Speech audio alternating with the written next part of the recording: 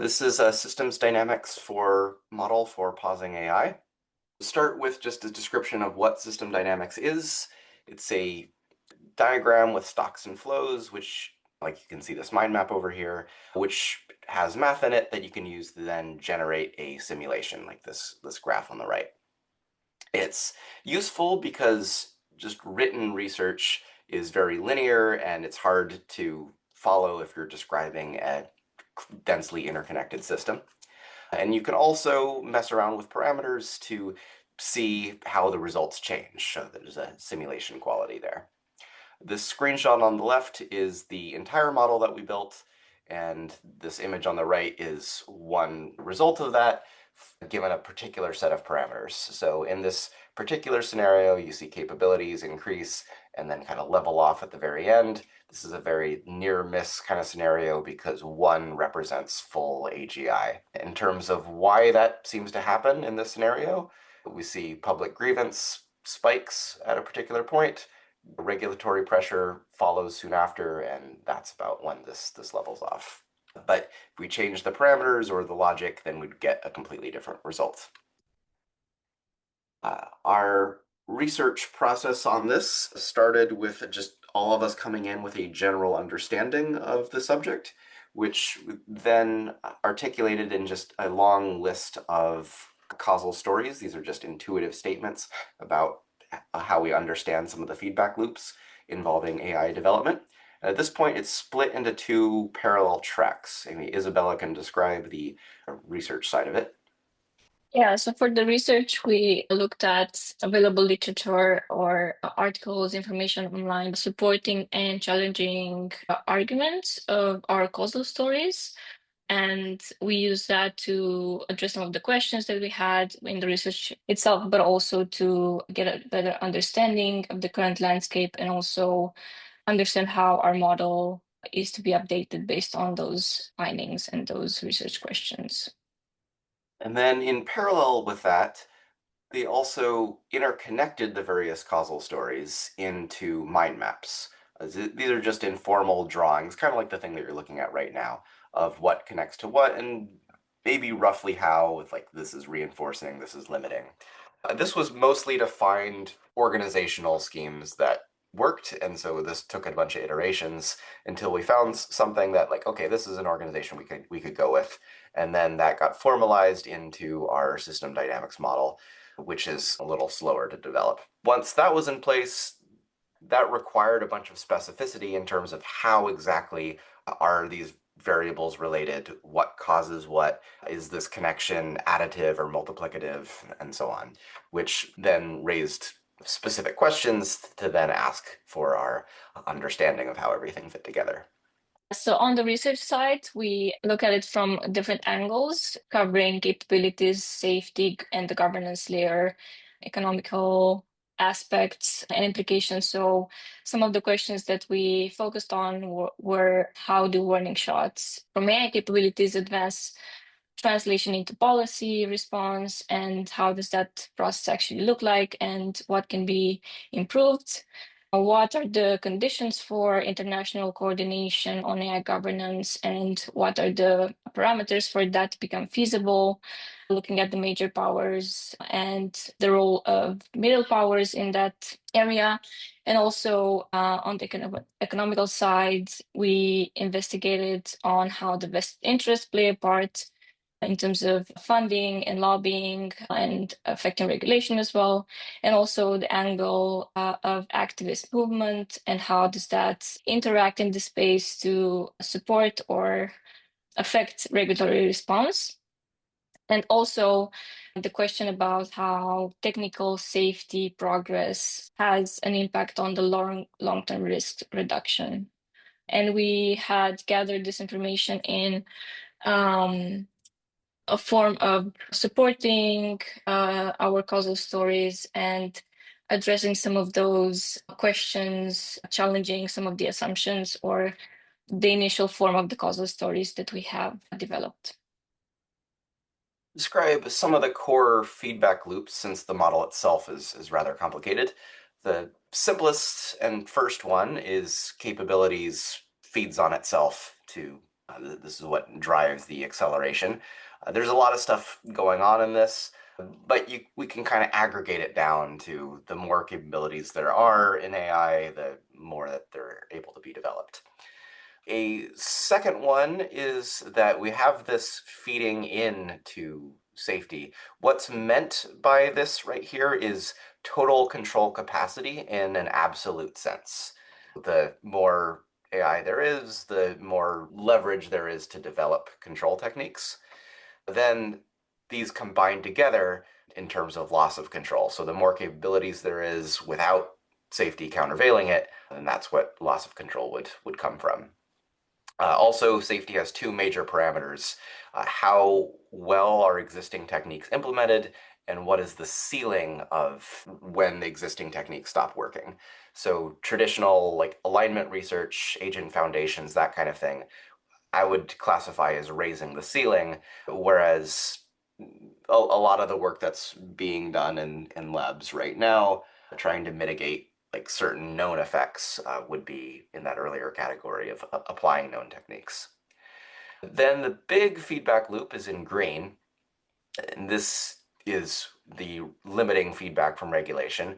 And we see this going in like so two branches of harms that come up. One is loss of control and concerns around that. And then another is as AI gets more integrated into the economy, there are benefits, but also externalized costs. So you could subtract the benefits from the externalized cost here. And then that combines with loss of control to get overall public grievance. So how angry people are about the current state of AI, which then feeds into regulation, which eventually feeds back and limits capabilities. Then, meanwhile, we have these other additive or amplifying loops. So, activism increases the rate at which grievance translates into regulation, and vested interests feeds off of market integration and limits regulation. So this is kind of the lock-in effects that come from industry lobbying and so on. Just to expand on what Will already touched on the previous slide, basically we have two elements here, the capability side as well as the safety side, and they're obviously communicating to each other. So on the left-hand side, we have the reinforcing loop between AI capabilities and then the research and development acceleration. Essentially, the more capabilities that we have, the more opportunity we have to develop those capabilities further. So we're accelerating the research and development of those capabilities, and then one would feed the other. So it's a self-reinforcing loop. And on the other hand, we have the safety side. AI capabilities are essentially assisting that and accelerating AI safety research. However, there's a problem with potential trustworthiness of those systems that would accelerate AI safety or not. So there is a little bit of a concern, but that's the balancing side of the loop. And they communicate with each other because the more capability we have, we're trying to build safer systems. So we're accelerating safety research. However, there's always that dual use threat because one can help make the system safer, just like Anthropic's method is actually created for good purposes. But then the problem becomes the system that is powerful itself can also be used for a threatening purpose. So there comes the dual use threat. So essentially, the question is, while we are trying to play safe, and then the safety research is on the right-hand side, and then the capabilities on the left-hand side, can we balance the two? And can the B side that's on the right-hand side outpace R? So that's like one of the concerns that we're trying to address in the model through this particular feedback loop. Yeah, and so here we have a screenshot of our model, but if you visit Insight Maker, you can play around with these variables more and see the actual equations behind the math that's happening. But basically, we have capabilities as a stock, and the main simplified variable that feeds into the flow of capabilities progress is acceleration. So this is influenced by a base acceleration rate, which is just an assumed rate, capital investment, meaning the money that's being invested into further capabilities growth, which is influenced by how integrated AI is into our market systems. And then also something we call arms race intensity, which means how much there is a perception of an AI race to AGI that affects current government investments into AI capabilities. And then we also have this ghost variable, which is just a variable pulled from further away in the model called regulatory pressure, which acts to balance this reinforcing loop that's going into capabilities. And then the other folder within technical capacity is AI control. So we have the stock called control capacity, which means how much we can actually control current AI systems. And the main flow that's going into control capacity is safety progress, which is influenced by a variable called alignment scale limit, which we define as the level of capabilities at which control techniques stop working, and then automated alignment rate, which is basically as capabilities progress, some of this actually ends up helping AI safety. And these are both like two assumed variables that you can also tune within the model. The output of the technical capacity is this variable called safety margin, which we define as the difference between control capacity and capabilities. And then safety margin feeds into our model that we'll explain later. Yes, adding to the capability and safety feedback loop, if we look at the governance component, we also looked at how the safety loop raises the capability loop and also how misalignment blocks self-diagnosis. Then also we looked at how open source models feed into the AI capabilities, how it is, difficult to reverse any capability that is been brought by open source. And also there is a point of no return with the autonomous replication. So that feeds again into the AI capabilities, a self-accelerating loop. If we look at the research component, we see that there's potential for the expert alarm to drive policy. So either from the AI safety community or highly credible professionals within AI and AI safety, there can be a way for that to influence the progress on policy and regulation. But there's also defeatist narrative among policy community, and there's also some limitation with the whistleblower protection laws and channels that are affecting how this expert credibility can erode. Looking at the governance action, we also address the compute governance, which is a plausible regulation mechanism, but at the same time we look at how distributed training could erode this, and this would affect how efficient such mechanisms would render eventually. And there's also the verification part where this might be, I guess, challenging if the compute is distributed and there is less levers for verification. So adding the governance and action with the verification and compute components, we see how these would play a role in addressing the capability or capability versus safety components of our model. So for governance, we mainly split it into two buckets. So we have domestic and international. For domestic governance, we have a simplified variable again called political pressure that feeds into like the incoming flow of regulation. We also have political stability, and political pressure pulls from a couple of different areas in our model.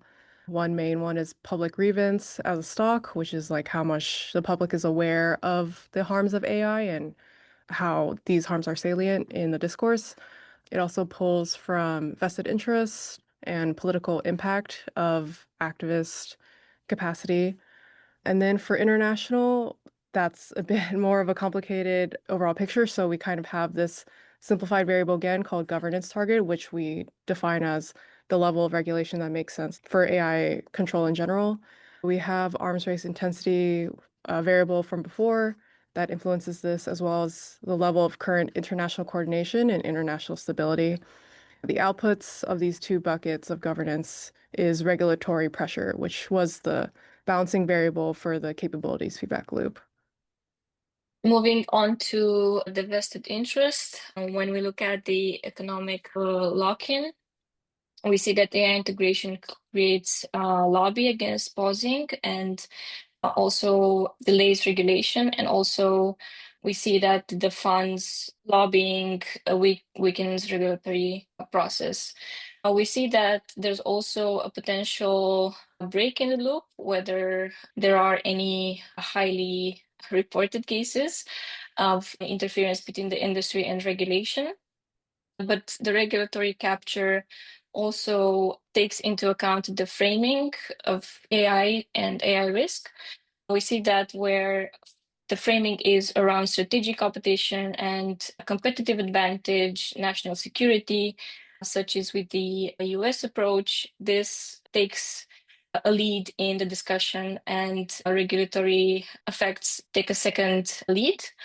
There's also the implication of the voluntary commitments. So whenever industry sets its own voluntary pledges, this is usually a low bar. And with self-reported commitment, they are usually used as preempting the binding rules. And so there's also a redefinition of safety, as we have listed here, in the sense that the industry tends to redefine or define what safety means and focuses more on low stakes problems that absorbs the political pressure.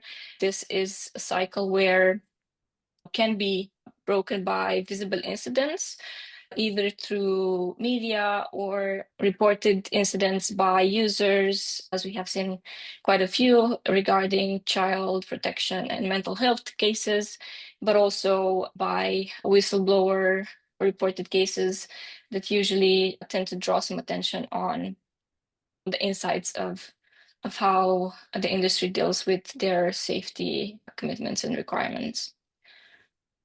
For vested interests, we have this represented as a variable, and the two main simplified things that are feeding into vested interests are acceleration focus, which is the desire of actors with a financial stake in capabilities to apply that power, and then capital investment, which was a variable before, which is just like the total amount of money that's being invested into capabilities. And then vested interest affects political pressure, which then affects domestic governance.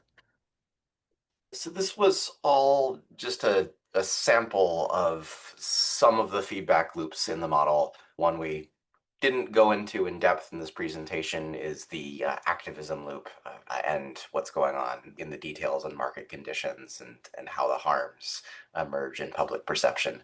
If you interested in this, you can go to the model directly, and there's also a documentation that steps through every node to describe what's going on.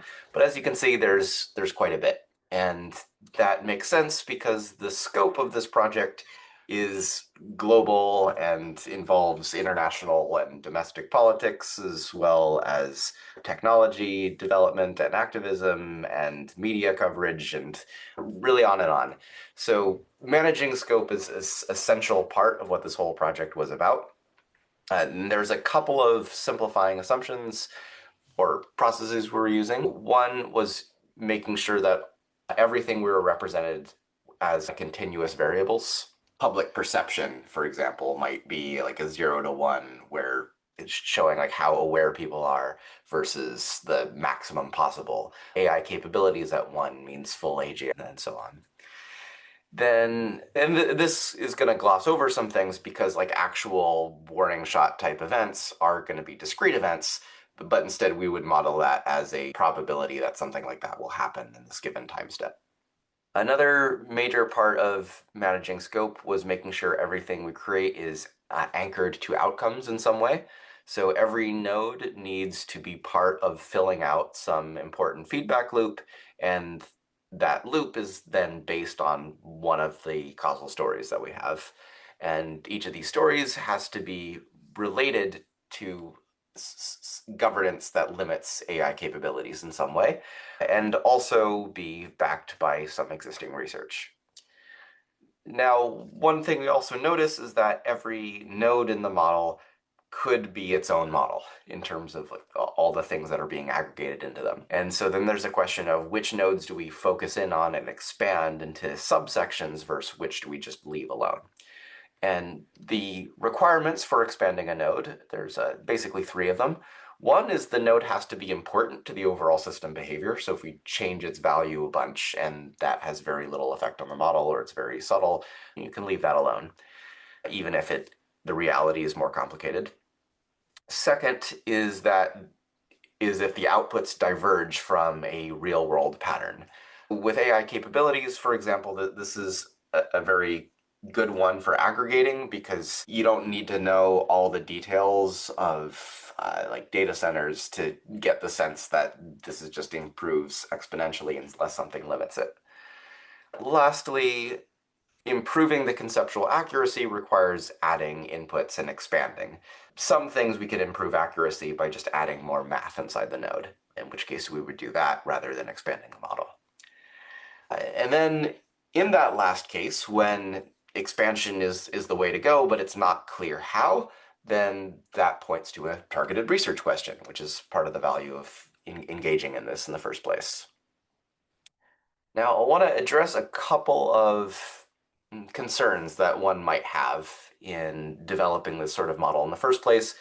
This came up in one of the questions during the lightning talk, but also is a classic objection to system dynamics modeling going all the way back to the World 3. The objection basically goes that representing something as a number or this just quantified system makes it look more real than it is. Because the reality is there's a ton of guesswork involved in every step of this process, and so you don't want to hide that by formality. My response to that is that specificity and confidence are different things, as described by this meme over here. The value of specificity is that allows you to run computations between and aggregate multiple things together and then play out those implications.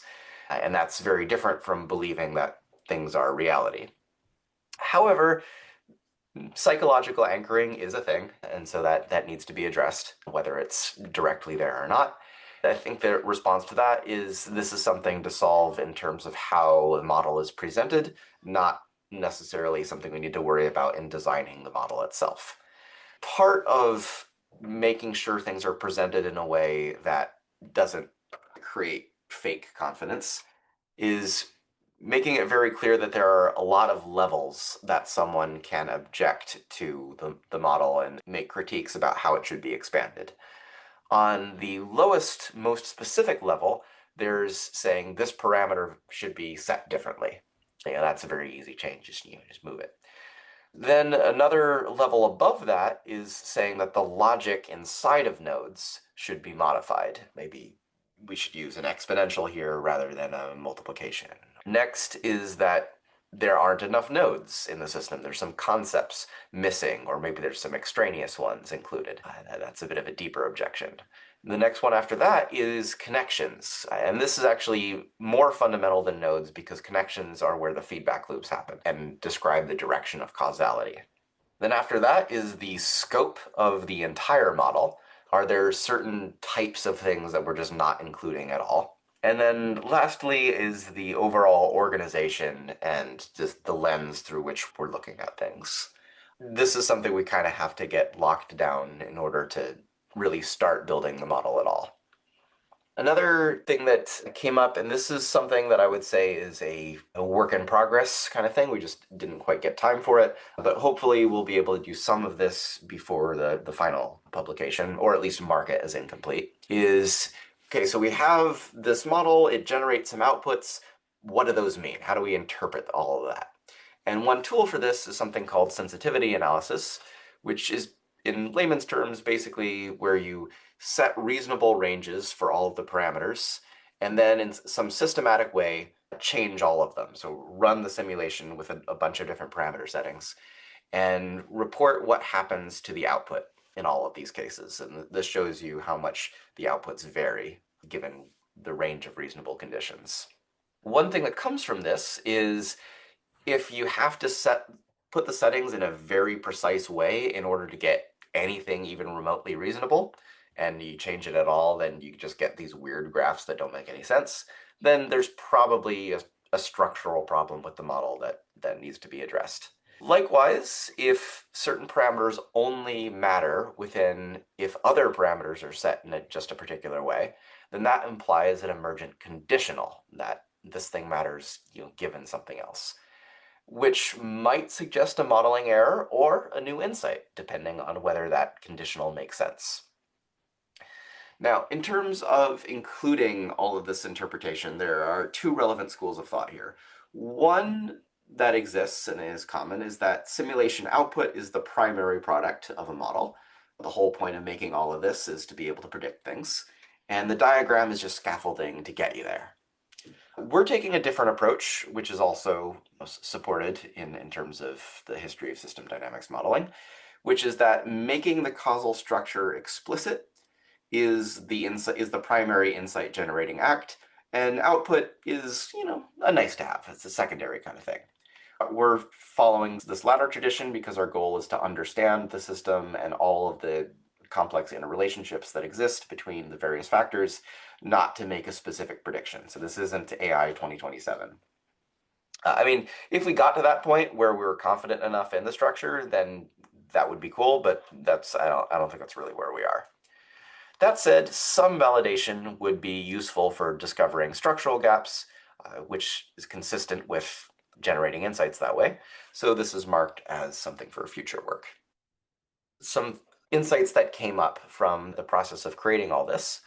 One of them is that the feedback loop from stuff happening as a result of AI development, so incidents, harms, all that kind of thing, and effective political response has a bunch of different steps in it. Each one of them has many places of potential fall off. That highlights to me the value of improving information flows through this process. If we can skip some of these steps, make the fall off less, or just make them happen more quickly, then that's a big win in terms of being able to develop control capacity here. Related to this, I was at POSCON a couple of weeks ago.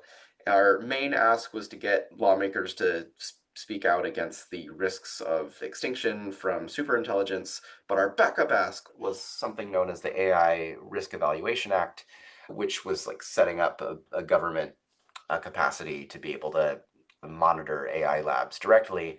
And so this is basically a transparency bill. On its face, it might look like not that big of a deal. It doesn't really have much teeth to it. But from a systems perspective, you can see how it's improving information flow, which increases government response time, which is actually quite a big deal. Another thing related to that, which came up, is that since capabilities is on an exponential and there's both fall off and lag, and governance is really the main intervention point, stopping capabilities ultimately requires some kind of gain on the feedback loop. So if we just assume that there's fall off at every single point, stopping capabilities is basically hopeless. If, on the other hand, we don't make that assumption, maybe some of these steps are bigger than the one before them. Let's say, for example, grievance is greater than 1 in this step here. This might mean that people are reacting in a way that's disproportionate to what they're aware of. This could come from being punitive, it could come from overreacting, or it could come from just looking ahead and seeing where things are going. Likewise, political responses could be greater than the amount of political pressure applied if leaders took a proactive stance rather than just reacting to whatever their constituents say. Those are examples of what gain could come from. Next, we'll go on to the limitations of our model. So first of all, each of these nodes, like I said, could be their own model in themselves, which means they're each kind of functioning as a kind of black box, open to possible expansion. So there's a lot of simplification happening all over the place. Second, the parameter values are not really empirical because we're creating the aggregations as well as the scales. So using the outputs of this model as evidence for what would happen would involve some circular logic. This is why we're focused on just the structure and the insights that come from that. Also, since the scope is so large, what we chose to focus on is as much a reflective of our own priorities as anything else. And then also, because we're using continuous mathematics, discontinuous events don't really get represented, and so there's some smoothing that happens as a result of that. Nevertheless, we still think that this exercise is valuable because forcing specificity in this way requires a clearer thinking. Drawing out pathways makes us specify how we believe causality works, which then becomes something that someone could disagree with or that we could check in the research. Operationalizing the terms forces specific meanings. So that two-branch path with harms, both in terms of misalignment versus reacting to externalized costs. This came about from asking, well, what exactly do we mean by like warning shots or harms from AI, and found that there were actually very different types of things being lumped together that needed to be split apart, because people being angry about their electric bills going up comes from a very different source, has very different implications from, say, experts getting spooked about emergent misalignment or alignment faking and so on. And then also, when we see outputs that don't make any sense and trying to fix the model for that reason, but constraining ourselves to adding specificity rather than just band-aids, doing that creates a targeted search for missing factors. And then more an aspirational value is that having something that can formally express a whole range of different worldviews could lead to more focused debate rather than people just having these implicit models inside their heads and talking past each other. Maybe they could say something like, oh, I think the model should be changed like this, or no, I think it should be changed like that. What should the value of this slider be? What should the math inside this node be? Should there be a connection here, or should it route through something else? These are more tangible points of discussion, which hopefully leads to clearer debate, which then hopefully leads to better decision making. And then lastly, here are the links. Our outputs from this whole project include the model itself, documentation again, which steps node by node, causal narratives. This is where a lot of our research lives, and the ideas that are driving the design of the model. And then lastly, we'll be compiling this all together into a less wrong post describing our process and linking to all of these soon. Thanks very much for the talk. I do have a couple questions. Sure, we have time for Q&A now. Yeah. So one thing, I think this is a really cool project. I think this is a really cool tool. And I have a couple questions of like just the kind of the scope of like availability and also editability basically of the tool. So um, I didn't have a chance to, I mean, I opened it up here, but I didn't have a chance to sort of really check it out yet. So the main thing someone using the tool can do is use the sliders, right? Is there also a way to change the underlying math? I think so. I don't know if we made the model publicly editable yet. I mean, someone could certainly ask, and then we could like give them edit Y- access. Yeah, Uh, like something or like just allowing people to copy it and then sort of doing their own version. I feel like could be pretty cool yeah, in there's terms an of option to clone, and yeah, anyone who can view it probably has access to that. yeah, And so yeah, so if you do that, whether you've cloned the model or you've given granted access to edit it directly, then you can change literally anything in it. You could delete nodes, add new ones, change the math inside of a node. Um, yeah. so on. Because I feel like, I mean, look, there's again a question of adoption, right? Like whether people will actually use it. But if this is something that can be advertised to people, I think something like this could be quite good because I agree with a lot of the reasoning around like specificity and clearer thinking. And if you could advertise this to someone who does like an AI safety training program, it's like, hey, like, maybe a task during the program could be sort of doing your own version of like, hey, like this is like maybe the standard version, or like the default version that was supplied by your team. And the task for the person now is to just fiddle with it until they think that sort of this expresses well their views. Seems like a pretty valuable exercise to me, which I'm just sort of curious whether um, you're thinking in that direction as like a possibility for the output. So if I understand right, the idea is giving it to someone who has views on how they think things are going to go, and now how do you modify the model so that you get results that look that way, which then involves spelling out what your assumptions are. Yeah, Uh, I think so. yeah, I think that would be a pretty good use case. Actually, something we were thinking of before then is reaching out to people who have expertise in one section covered by the Hmm. model. So such Yeah, as makes sense. activist organizer, for example, say like, okay, this is how this actually works for expanding different parts of it. But that's kind of more for developing, making the model better in terms of making a use of it. I think that suggestion is a pretty good one. Yeah, yeah, that's right. I mean, maybe it makes sense to sort of make it a bit better first. It's of course also, the more specific and detailed it is, the more difficult it is going to be for someone to like feel confident in like editing it. Um, but it's still, I wonder whether there's like a middle way there where, I mean, as you said, there's sort of different levels at which you can edit like tune the model somehow, like of course you can just use the sliders.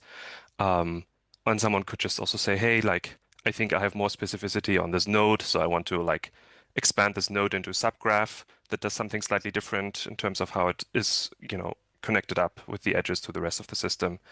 Um, and something along this direction. One thing I'm also curious of, a little bit more on the content end is, um, there's like a combination of you already kind of mentioned this with sensitivity analysis, but there's going to be some nodes or like some effects that maybe matter surprisingly much in the end result.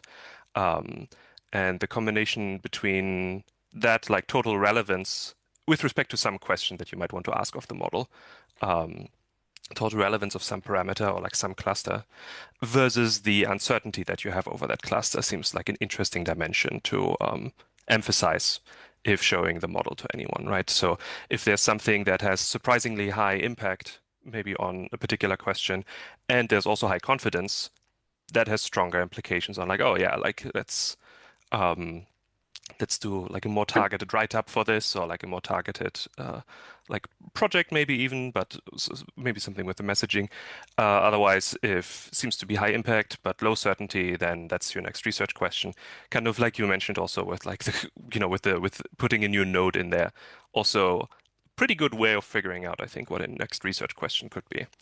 Um, so the kind of overarching question is really whether you'd intend for the tool to become robust enough, basically, for this to be a worthwhile process where like someone is really, the vision could really be for someone to sort of work with the tool to um, really get valuable output from these kinds of operations where they're like, okay, I can genuinely use this to orient either what I should like enhance messaging about or what I should prioritize as a research question.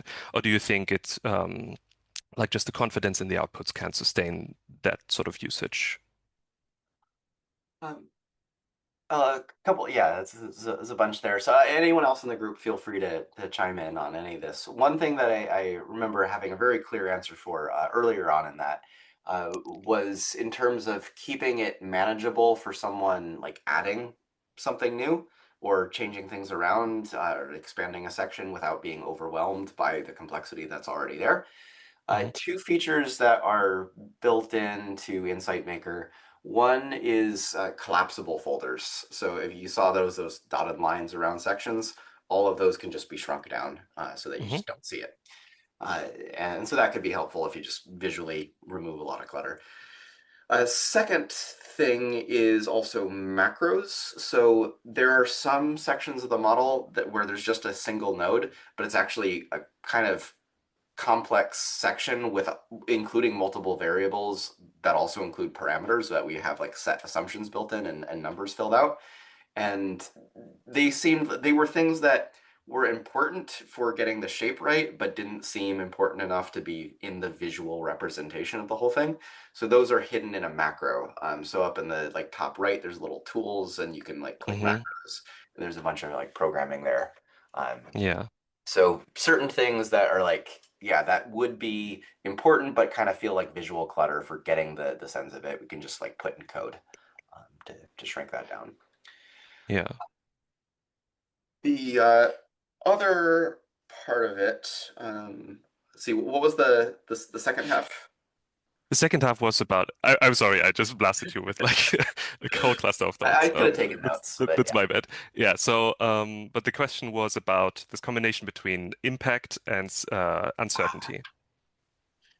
Yeah. So right now, one challenge is that there is just a lot of so the way we kind of I tuned a lot of parameters was by um, messing around with them and seeing what got reasonable results. Like, I Hmm. see a graph, it's like, okay, I can imagine the world like going in that direction.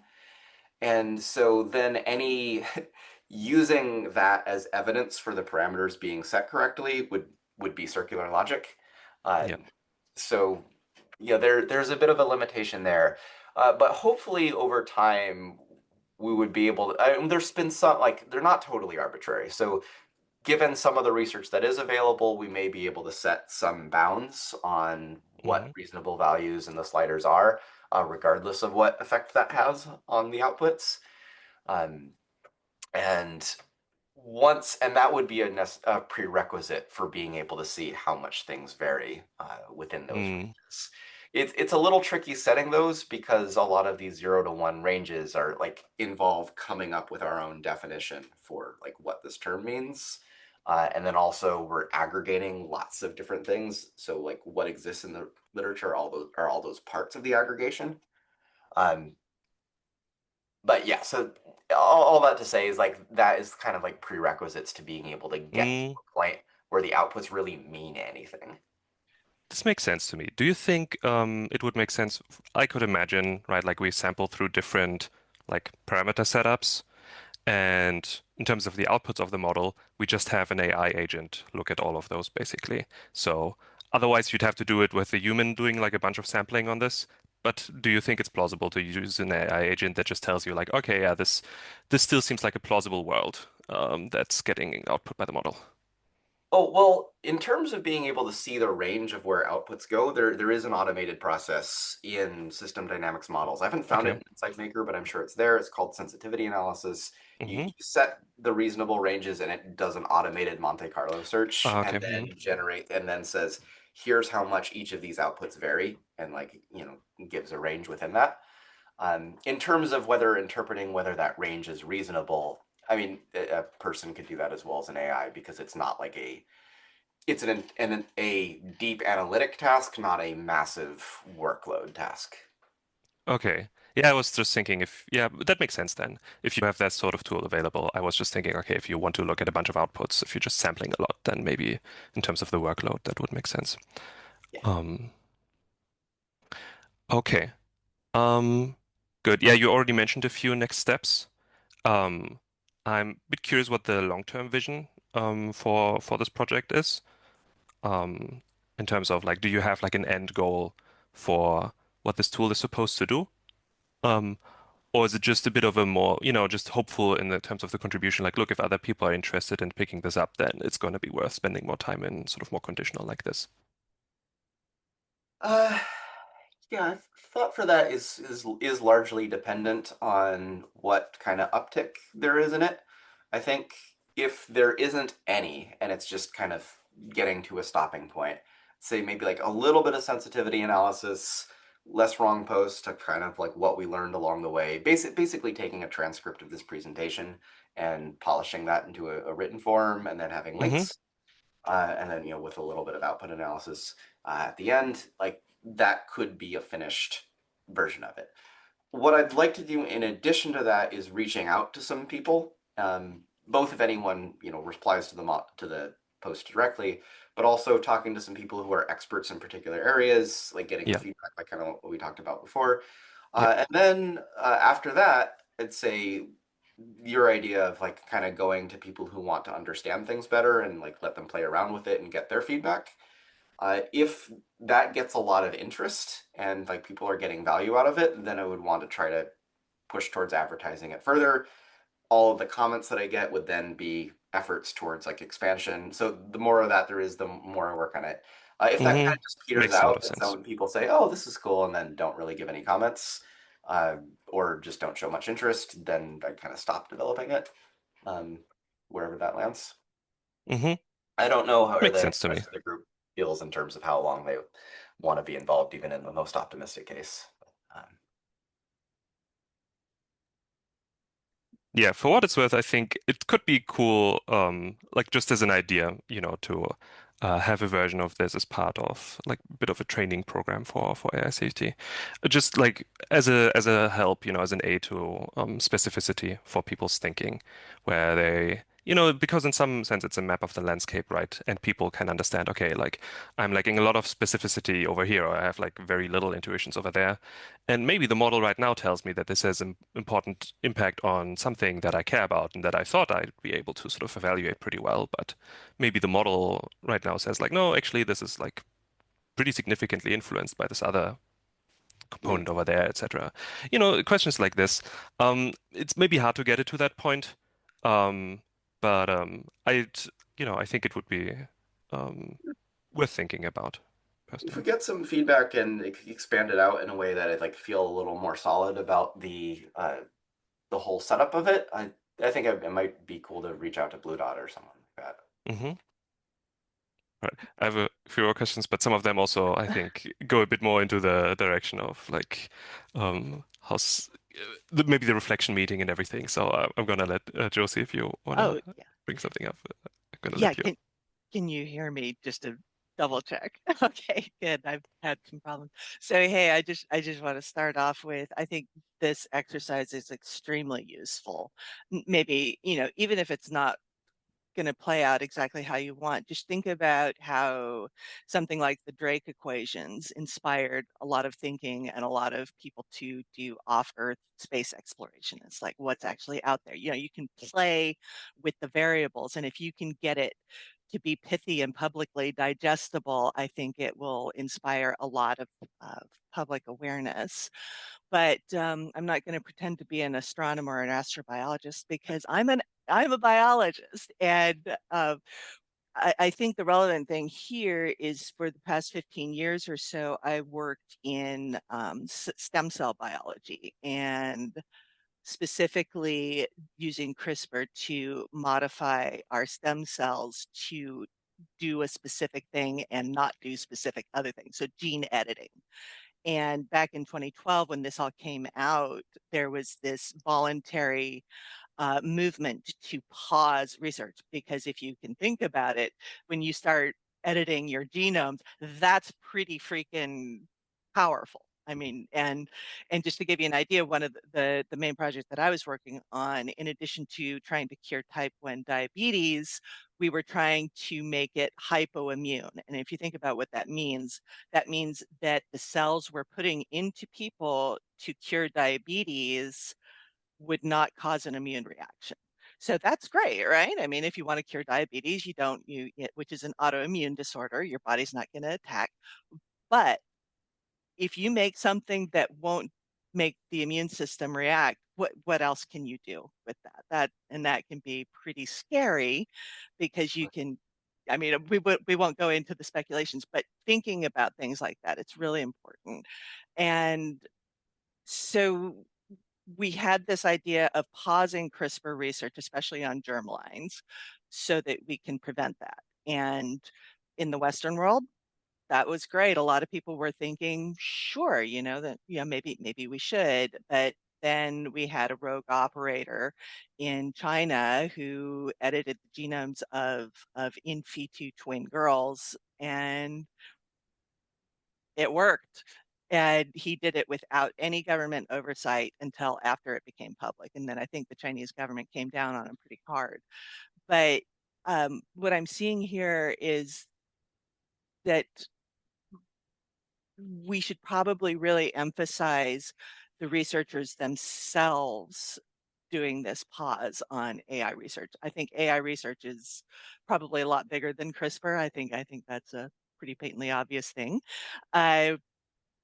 But you know, it's hard to get the government to get in on it first without the industry having a groundswell to bring it up. I mean, there's a lot of examples of that in biology where things, you have that iconic mad scientist just doing whatever the heck they want, and the government doesn't care until, as a consortium, the workers themselves say, "Oh, hey, this is a problem. Let's talk about it," just like you guys are doing now.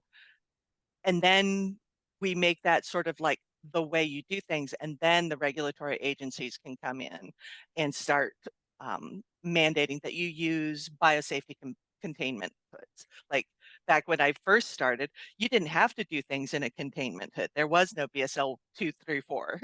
There just wasn't. And now, if you even think about having a potentially dangerous thing out in the open, you're shut down immediately. So I think what you're doing is really good, and I think it's inspirational, and it's something for people to latch onto, and I think that's really important. And I'll shut up after this. What I'm worried about is that, at least in the US right now, a lot of our infrastructure is getting weakened, and the motivations for profit are a lot stronger in AI than they are in biology. I mean, we're talking a lot more zeros on the end of the potential for AI than there are in biology. And we recently had that little thing where we had governmental pressure for autonomous AI systems, and we had some resistance, but then that was sort of countermanded by a different company coming in and picking up what Anthropic put down. You know what I mean? And so, yeah, I think that it has to come from the workers themselves, and I worry that it's not academics working on this, it's companies. And so I'm sure you guys have thought about that, and I think that's why your tool is really useful. So I want to hear what you have to say. So actually, my primary response to that is less as a participant in this project and more as I led the onboarding team at Pause AI Global and was on their kind of strategic, like, organizing starting group in that organization. So I have some background in activism on the stage, and I went to that because the way I see it is that what we really need, where the big bottleneck is public, not necessarily people even working at AI companies, but just like regular people working in any kind of job, being able to speak up and put pressure for some kind of regulation on lawmakers. The workers would be very promising. Unfortunately, there isn't really a strong unionizing aspect in the tech industry. So people who kind of go against the grain just get pushed out or given the runaround, or like told that their concerns are being welcomed or channeled in some way that helps the industry but doesn't really deal with things in the long run. So trying to rely on voluntary commitments is difficult because there are profit incentives pushing against that in like every stage of the process. Again, I think unions would help a lot with that because unions aren't necessarily going to be pro AI safety because it's not aligned to the consumer directly, but at least there would be some counterbalance against profit motive. There'd be individual motive, and then it's like whatever the individuals care about. But given that that isn't present, I think like the biggest thing right now is people outside of the companies, completely outside of the system entirely, speaking up against this. And so this is what Pause AI, Control AI, and some other organizations are about, is just mobilizing the public in that way. Right now, where the state of that is, so I was speaking to some senators just like a couple weeks ago about AI regulation, and one of them said, I'm in Oregon, so as a couple of data points, Wyden staffers said that we're very concerned about like some of the existing harms that have been happened already. We're like, especially data privacy and those kind of things is something Senator Herbert's been concerned about for a long time. This is a big instance of it, so we're going to work on that. We are not interested in dealing with risk from rogue AI superintelligence because we don't believe that's real. Our like PDOM is really, really low. So deal with things reactively.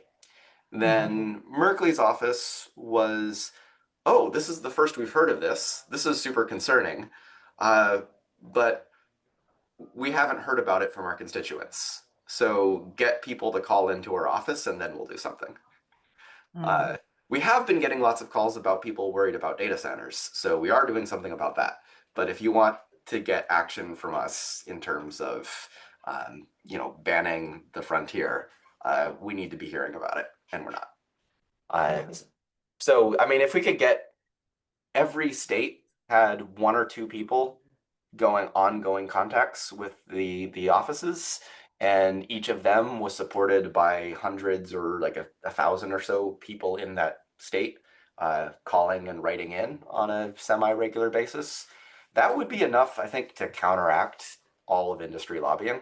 We're talking like 3x scale up in terms of Pause AI lobbying capacity, which actually may be 0 if you can consider what control AI is doing, and then 100x scale up in terms of regular people writing in. That's, I think, really what's needed right now. Okay.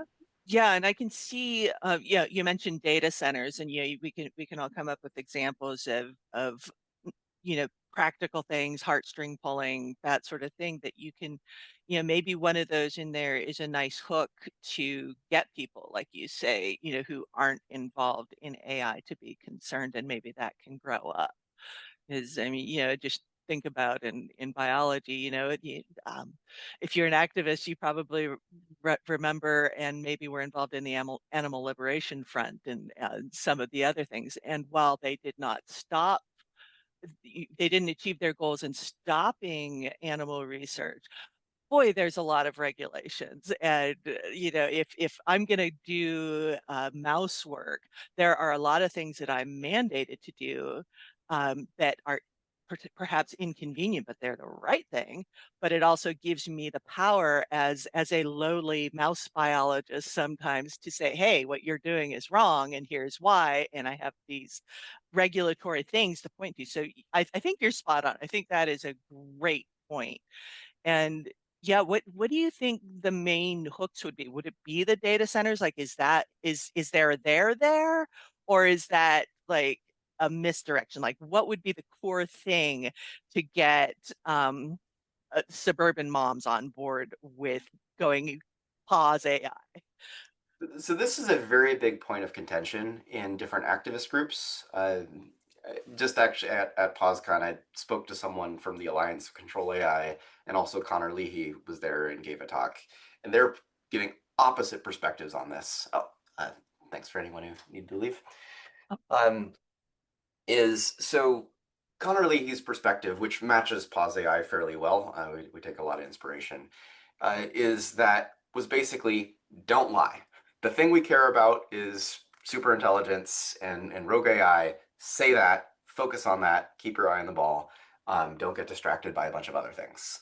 And the rationale there is that global treaty banning new training runs or stopping the frontier of development is a really, really big ask, and is only really required by the kind of things like superintelligence risks. For more like immediate issues like data centers being straining the environment, there are lighter touch measures that could deal with that. So if you kind of bury what your asks are, this is also the other issue here is don't negotiate with yourself. If you have this big want and then you negotiate yourself down here and then ask for this, then you'll get negotiated down even further. When you're talking. So that's one view. Another view that the Alliance for Secure AI takes is, hey, if you want to make progress, you got to meet people where they're at. And AI kind of thing is sort of a high agreement, low salient sort of issue. And so just there aren't a lot of people who are really big on the superintelligence risk, even when you tell them about it. And even when they agree, surprisingly. Yeah, I've seen so many reactions out tabling of like, yeah, it's probably going to kill us all in 5 years. Now I'm off to go buy carrots or whatever else. It's just I don't quite get the psychology there. Whereas other things really get people riled up, and so there's some value in trying to mobilize by focused on that. So that organization. If you look at their website, you can kind of read between the lines that they care about superintelligence, but they never mention it.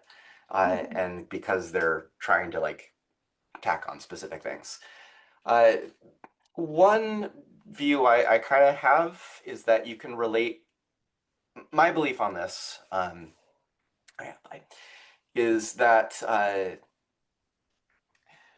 one, you can do both at the same time and say, this is the thing that I'm talking to you about. This is what I care about. This is what I think is the important thing and is the basis of my choices in terms of what I think the needed regulations are. But there's other reasons to be concerned too, and if you'd rather talk about those, fine, let's talk about that. You know, come to negotiating table with what you want, and then be willing to let smaller wins happen. It is one part of it, and second, things like general anger at AI is kind of a thing. Like there's ways of combining all of these together and saying that, well, the real problem underlying everything here is that the AI labs have too much power. Deal with the power question, and that deals with superintelligence, that deals with data centers, that deals with loss of privacy, deals with autonomous warfare, like all the things.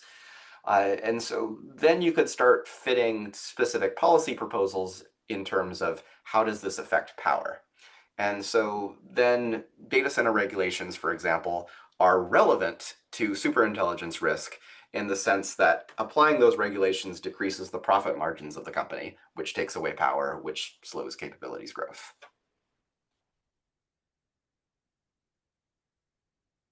And it also has that effect of, fewer data centers or lesser capable data centers means lesser capable AIs. Yes. Yeah. So you could kind of filter things through that lens and have them all kind of like different angles on the same goal. I would say in that case, though, pursue all of these in parallel for the sake of being honest, but then which ones dominate the conversation, you can kind of let that go. So that's my view as the synthesis. Oh, very cool. I love a good mental model, and it's even better when it's on digital paper, if you will.